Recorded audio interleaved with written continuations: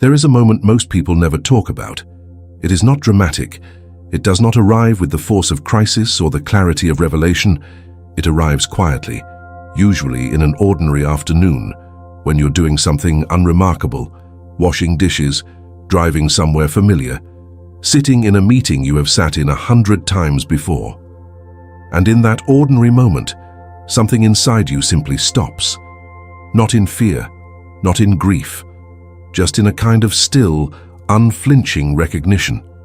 The recognition that you have been living your life as though responsibility was something that happened to you, rather than something you chose.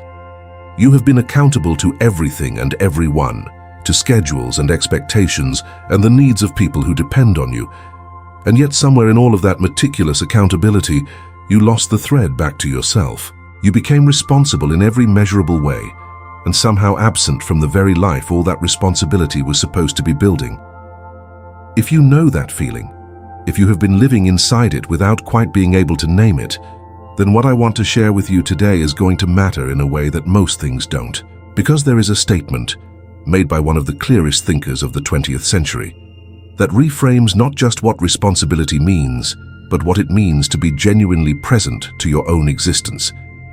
And once you understand it, really understand it rather than just intellectually process it, the life you have been living inside will never look quite the same. Hannah Arendt was not a comforting philosopher.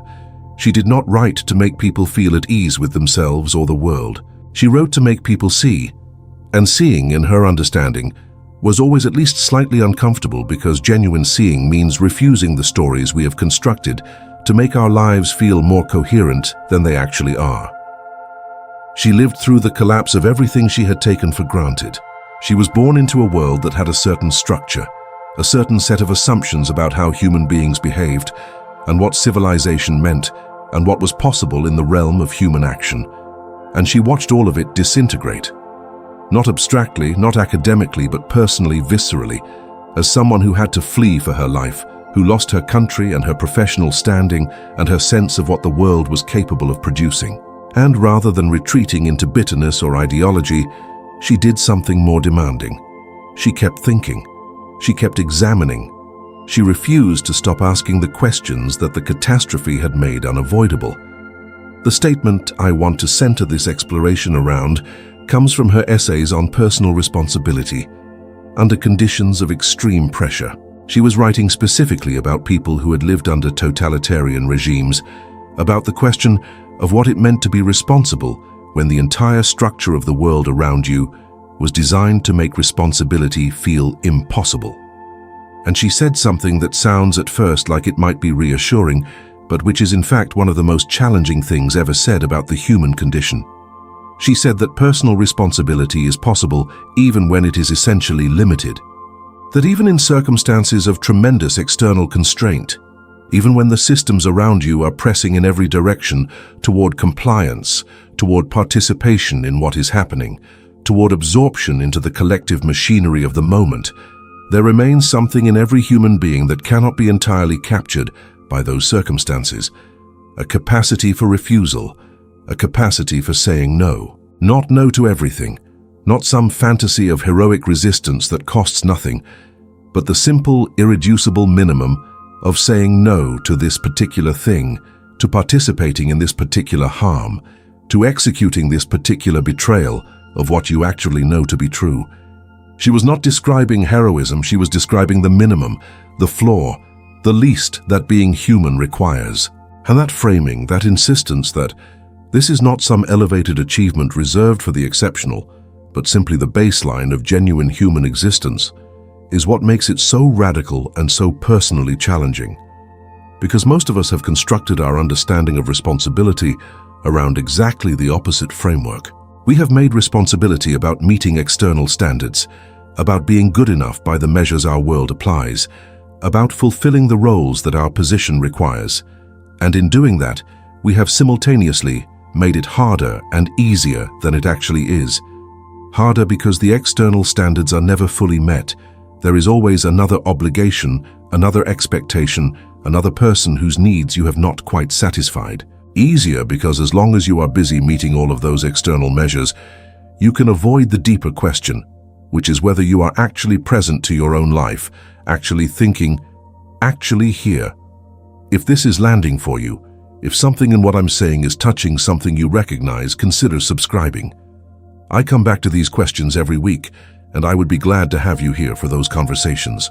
Now I want to take this somewhere more personal, because Arendt's political philosophy, brilliant as it is, only becomes genuinely useful when it is brought into contact with the actual texture of a single human life. And what I have observed, both in my own experience and in watching others navigate the questions she raises, is that most people are living inside a version of exactly the dynamic she was examining in the political realm. Not a political dictatorship, but a psychological one. The dictatorship of the unexamined assumption, the dictatorship of the accumulated habit, the dictatorship of the internalized expectations of people who may not even be alive anymore, whose voices have become so thoroughly incorporated into the running commentary of your interior life, that they feel like your own convictions when they are actually something closer to inherited obligations. Think about the last time you made a decision that genuinely surprised you. Not a spontaneous purchase or an impulsive reaction, but a real decision, a choice that emerged from somewhere in you that was not simply executing the logic of your own history. How long ago was that? How often does it happen?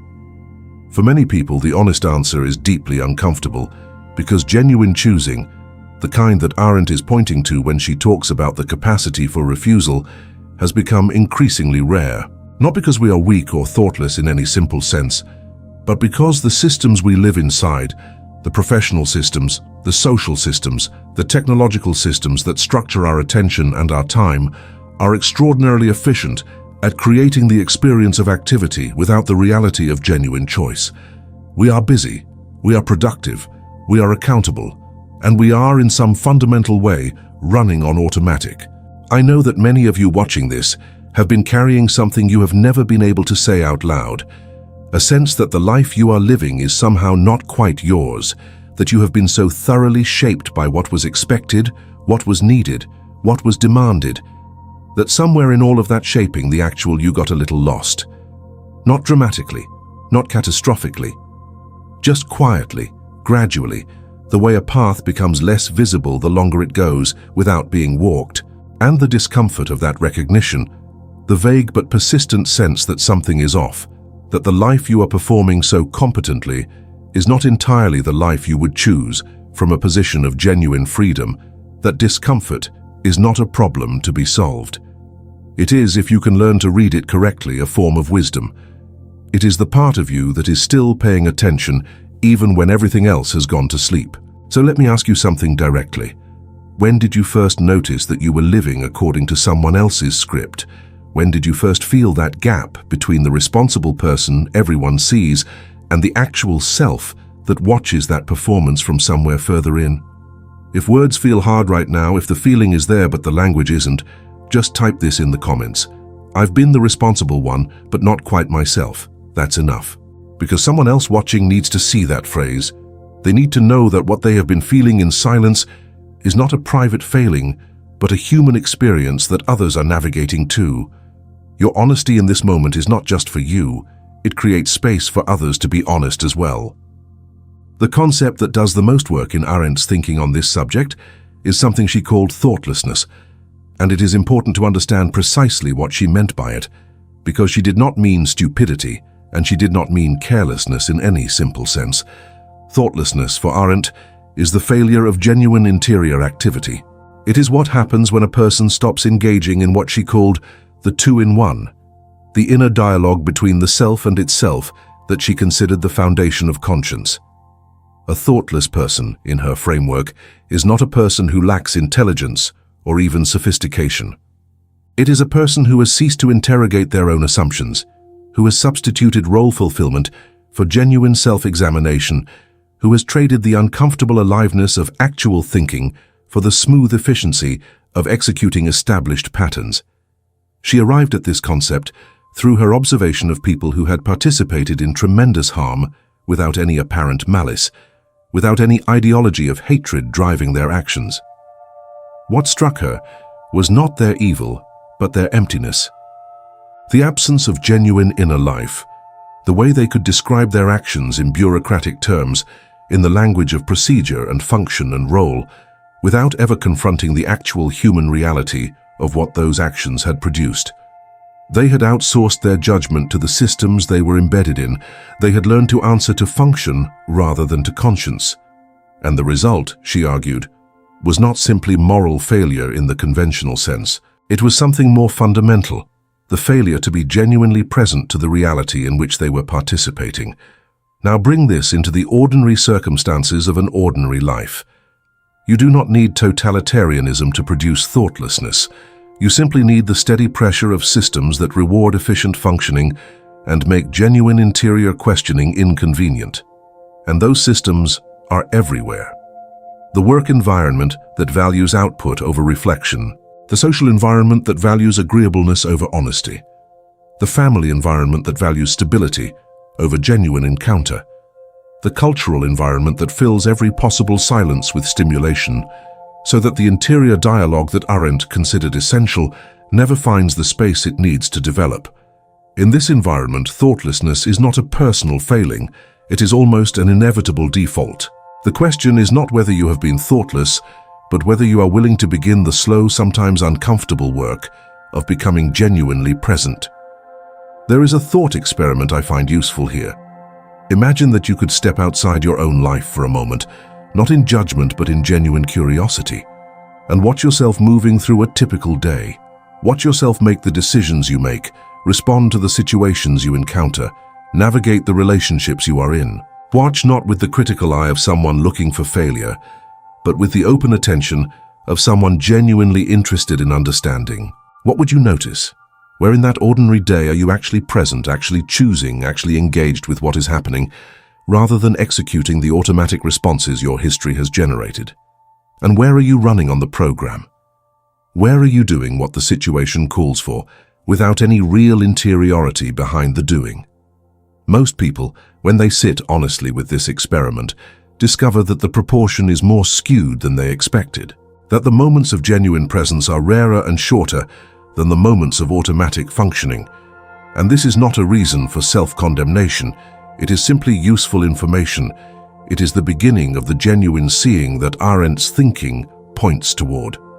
Because here is what is remarkable about human consciousness, what is, if anything deserves the word, miraculous about it. The capacity to notice is already a form of the capacity she is describing. The two-in-one, the interior dialogue, does not have to be constructed from nothing. It is already present in the very act of asking the question. The part of you that can observe your own thoughtlessness is not itself thoughtless. The part of you that can recognize your own absence is not itself absent.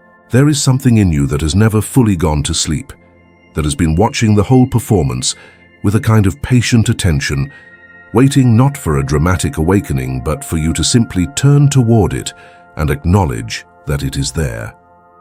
Arendt called this capacity natality, though she did not always use the term in this precise way. Natality, in her framework, is the human capacity for genuine beginning.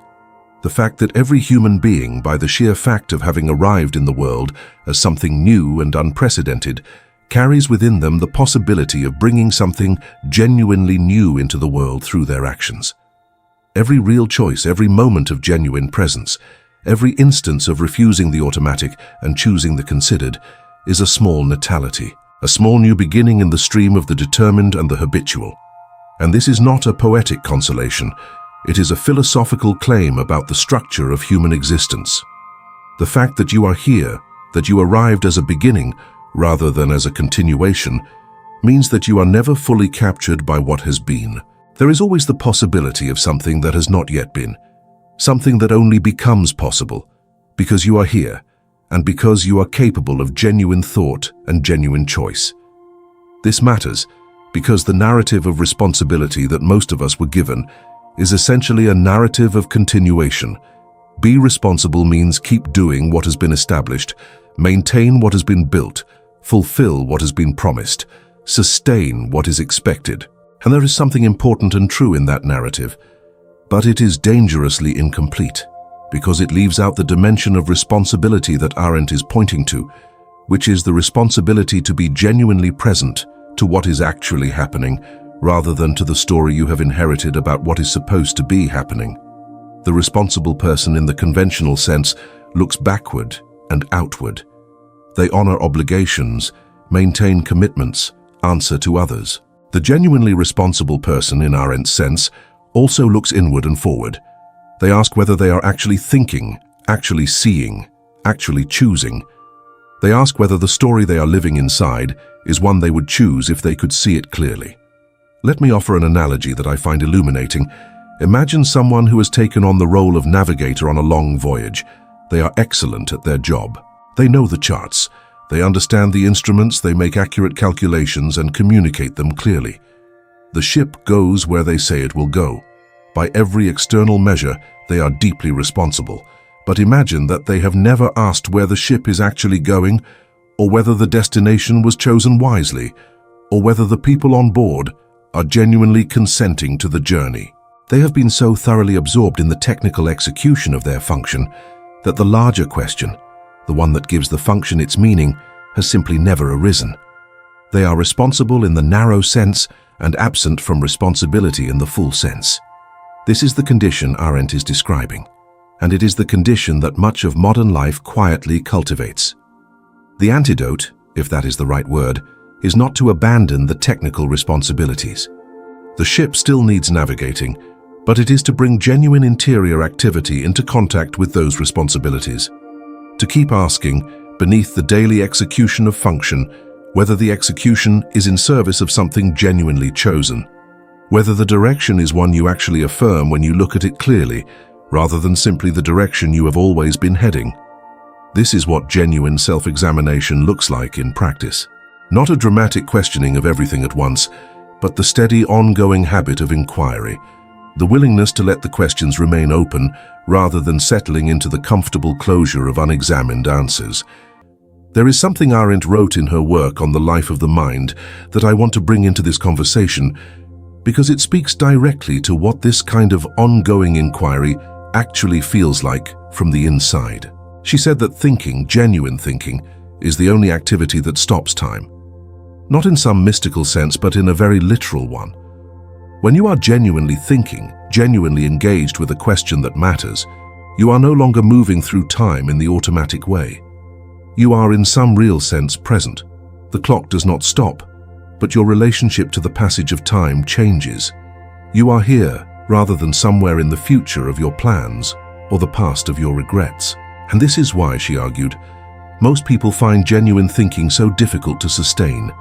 It requires a tolerance for the present moment that most of us have never developed, because the present moment, stripped of the comfortable narratives of past and future, is both more alive and more demanding than the managed distance we usually maintain from our own experience. This is where the spiritual traditions and Arendt's philosophical inquiry converge in a way that I find genuinely remarkable. What the contemplative traditions, across their enormous diversity, have consistently pointed toward is exactly this. The present moment is not a location in time, it is a quality of attention, and the capacity to inhabit it, to actually be here rather than perpetually deferred to some other moment, is not a spiritual luxury, but the foundation of genuine living. Arendt would not have used the language of the contemplative traditions. She was too much of a political philosopher, too committed to the public realm, to spend much time in the vocabulary of inner experience.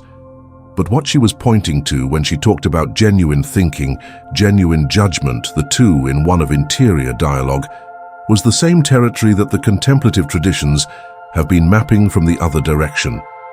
The territory of genuine presence to one's own existence. And here is what that territory makes possible, what becomes available when you begin to actually inhabit it, rather than just knowing about it intellectually. Genuine accountability without self-punishment. The ability to look clearly at your own patterns, your own failures of presence, your own moments of thoughtlessness, without needing to either defend against them or collapse under them. Because when you are genuinely present, you are not identical with the patterns you are observing. You are the one observing them, and the one who observes has a different relationship to the observed than the one who is simply inside it with no vantage point.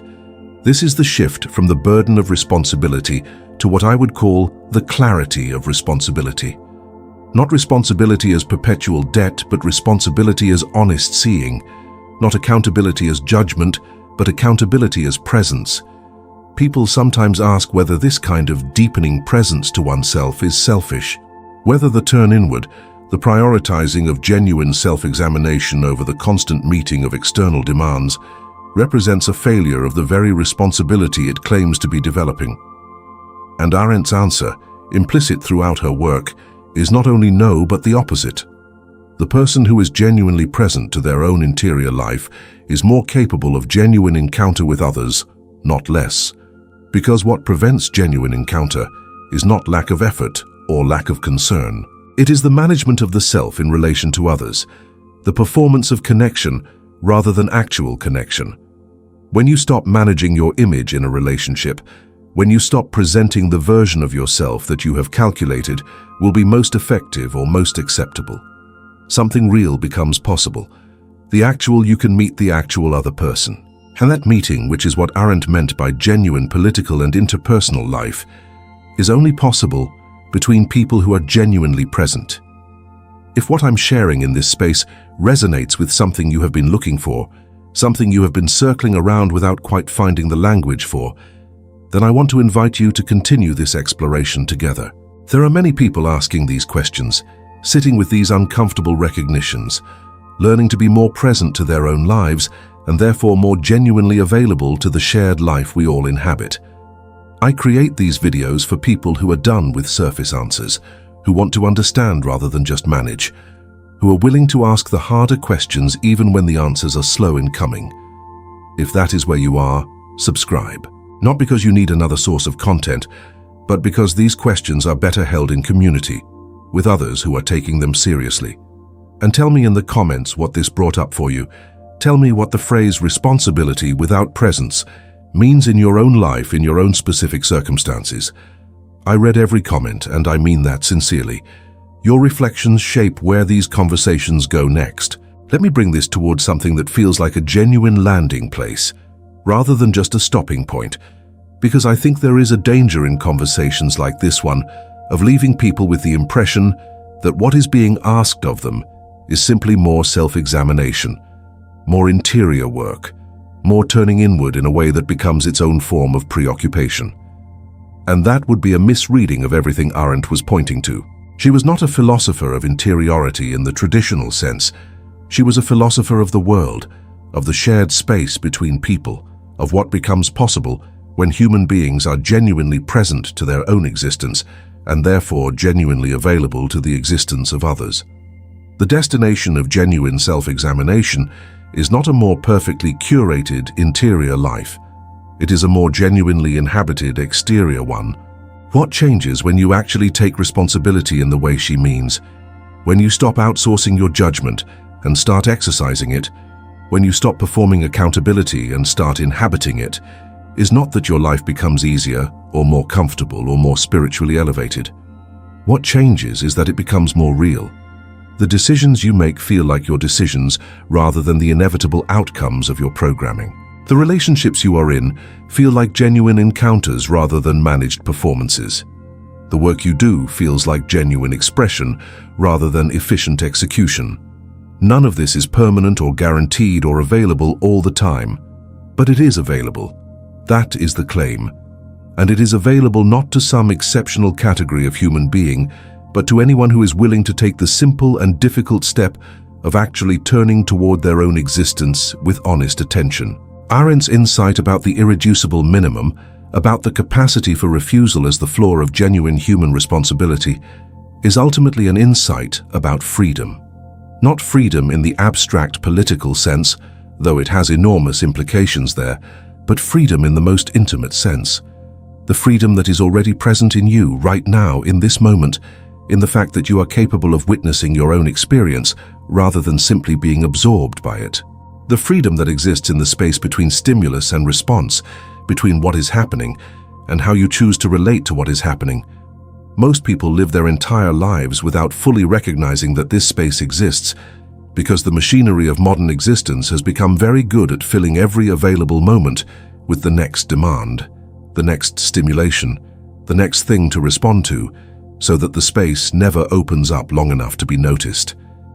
But it is there. It has always been there.